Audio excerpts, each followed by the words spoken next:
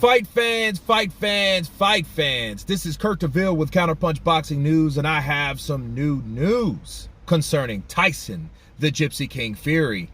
Get this, Tyson Fury may still fight Dillian Whyte, according to Bob Arum, because he is at the top of the list, or one of the top opponents out there, despite what the WBC rulings are.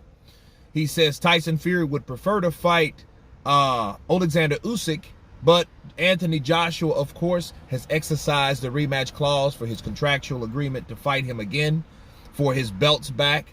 Therefore, that will be the next logical choice, is Dillian Whyte. But Bob did say this.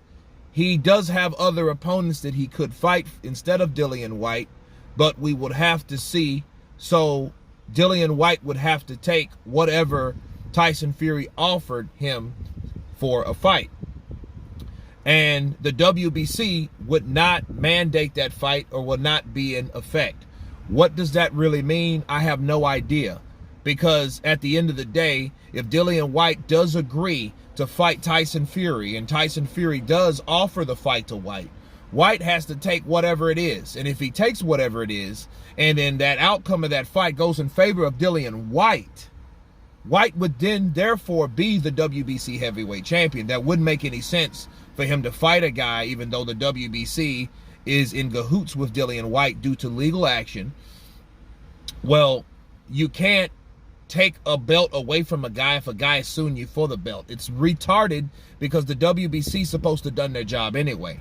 But the good news is Tyson Fury still may fight Dillian Whyte, because if you look at it, who else is there? You have Dillian Whyte, you have the number two, you have Deontay Wilder, which, why would you want to fight him the fourth time? But hey, anything's fucking possible. Then you have Joe Joyce, right? But then you have Dillian Whyte as the interim champion, but then he's on a freeze mode due to legal actions, because the WBC made that possible. Okay, who else is there? Deontay Wilder, Joe Joyce. Who's third? I think it's Andy Ruiz. You know, so there are fights that he could have instead of Dillian Whyte, but it would make sense for Dillian Whyte to fight Tyson Fury. For one, it's a high-selling fight, and it's a local British showdown fight, and the type of fight that would sell to the British fans. Okay, the British public would eat that shit up, because that's the fight that really supposed to happen anyway, off general principle.